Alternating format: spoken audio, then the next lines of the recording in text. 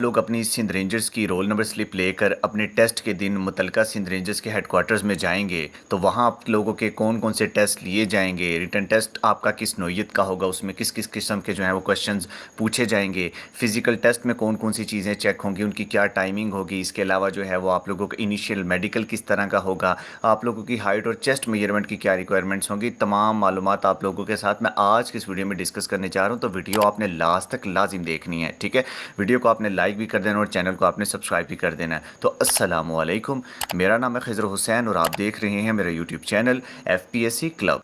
Sindh rangers का जो सबसे पहला प्रोसेस होता है वो होता है रजिस्ट्रेशन का। अब रजिस्ट्रेशन में जो है वो बहुत ज़्यादा टाइम लग जाता है, तो आपने कोशिश ये करनी है कि आपने सुबह टाइम से जो है वो चले जाना है ताकि आप लोगों का प्रोसेस जो है वो जल्दी से ख़त्म हो जाए, टाइमली जो है वो ख़त्म हो जाए और आप लोगों को ज़लालत उठानी ना पड़े, ठीक है।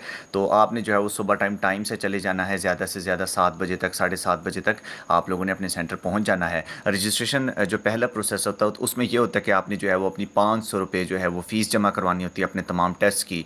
इसके बाद आप लोगों को जो है वो एक रजिस्ट्रेशन फॉर्म दिया जाता है जिसमें जो है वो आपकी हाइट और चेस्ट की रिक्वायरमेंट लिखी जाती है, आपका इनिशियल जो मेडिकल होता है वो फिट की जो है वो मोहर लगाई जाती है और इसके अलावा जो है वो आपकी जो रनिंग पुशअप्स और चिनअप्स की जो रिक्वायरमेंट्स होती है वो उनके ऊपर लिखी जाती है कि आपकी जो है वो कितनी आपकी रनिंग आपने कितने मिनट्स में जो है वो कवर किए, सब चीज़ें, ठीक है। तो सबसे पहला जो प्रोसेस होता है वो होता है रजिस्ट्रेशन का।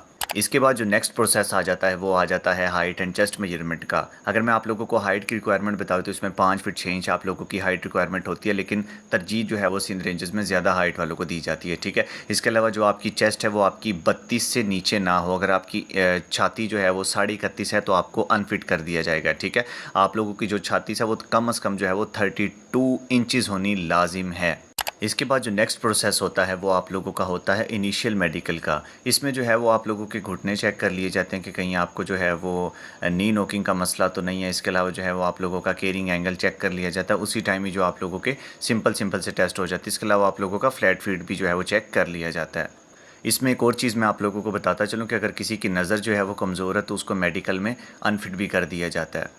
अब जो लोग जो हैं वो अपनी हाइट एंड चेस्ट मेजरमेंट पूरी करवा कर अपना इनिशियल मेडिकल क्लियर करवा लेते हैं, उनका बाद में जो है वो होती है रनिंग। अच्छा, अब रनिंग का मैं आप लोगों को बताता चलूँ कि आपकी रनिंग जो है वो 1.6 किलोमीटर होगी, जिसके लिए आपको 8 मिनट दिए जाएंगे।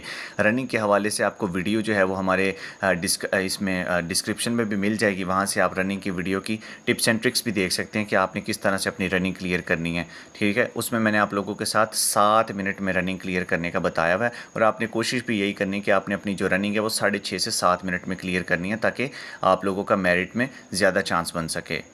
इसके बाद जो लोग जो हैं वो अपनी रनिंग क्लियर कर लेते हैं, फिर जो है वो बारी आ जाती है चिनअप्स की, ठीक है। अब चिनअप्स का जो है वो मैं आप लोगों को बताता चलूँ कि आपसे जो है वो कम से कम 3 चिनअप्स लगने लाजिम होते हैं। इसके अलावा अगर आप चिनअप्स नहीं लगा पाते तो आपने परेशान नहीं होना, तो फिर आपने कोशिश करनी है कि आपके जो पुशअप्स हैं वो कम से कम आपने 30 निकालने हैं, ठीक है। अगर आप 30 पुशअप्स लगा जाते हैं तो हो सकता है आपके 3 चिनअप्स जो हैं वो वैसे ही आपको उसमें पास कर दिया जाए, ठीक है। लेकिन उसके लिए कम से कम आप लोगों ने 30 पुशअप्स लगा लेने हैं, ठीक है। चिनअप्स में ये होता है कि इससे जो है वो चेक किया जाता है कि जो कैंडिडेट है रनिंग तो उसने क्लियर चलो कर ली, उसकी टांगें वगैरह बिल्कुल ठीक हैं और उसका स्टेमिना भी कायम है। लेकिन चिनअप्स से जो है वो ये होता है कि आपके जो है वो मसल्स चेक किए जाते हैं, कहीं से आपकी हड्डी अगर टूटी हुई हो तो वो बंदा चिनअप नहीं लगा सकता, ठीक है।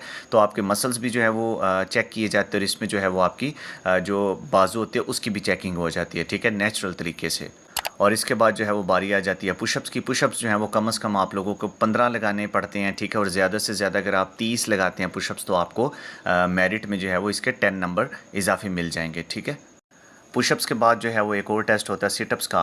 अच्छा, अब आपने जो है वो कम से कम 15 सिटअप्स लगाने होते हैं टेस्ट पास करने के लिए। अगर आप जो है वो चाहते हैं कि आपका मेरिट में अच्छा मार्क्स आएँ तो फिर जो है वो आपको 30 जो है वो सिटअप्स लगाने पड़ते हैं।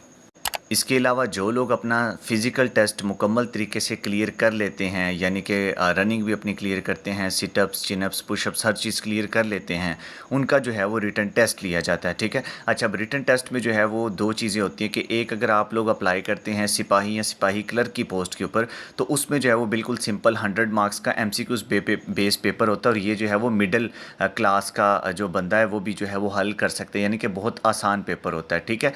और आप लोगों का जो मेरिट होता है वो सिंध रेंजेस के जो रिटन टेस्ट होता है उसी के ऊपर ही जो है वो बेस्ड होता है, उसी के ऊपर ही जो है वो बनता है, ठीक है।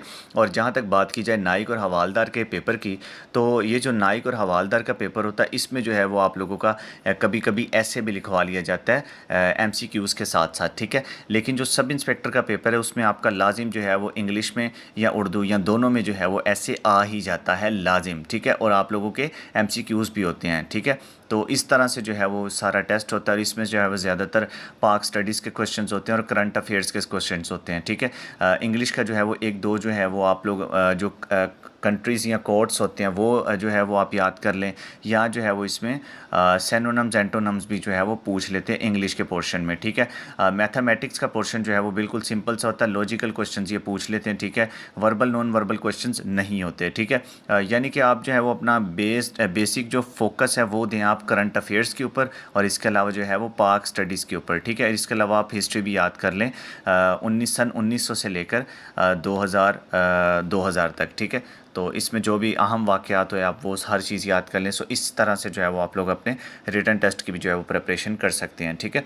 रिटन टेस्ट के फ़ौरन बाद जो है वो आप लोगों को आपके घर भेज दिया जाएगा और उसके बाद जो नेक्स्ट प्रोसेस होता है वो होता है फ़ाइनल मेडिकल का।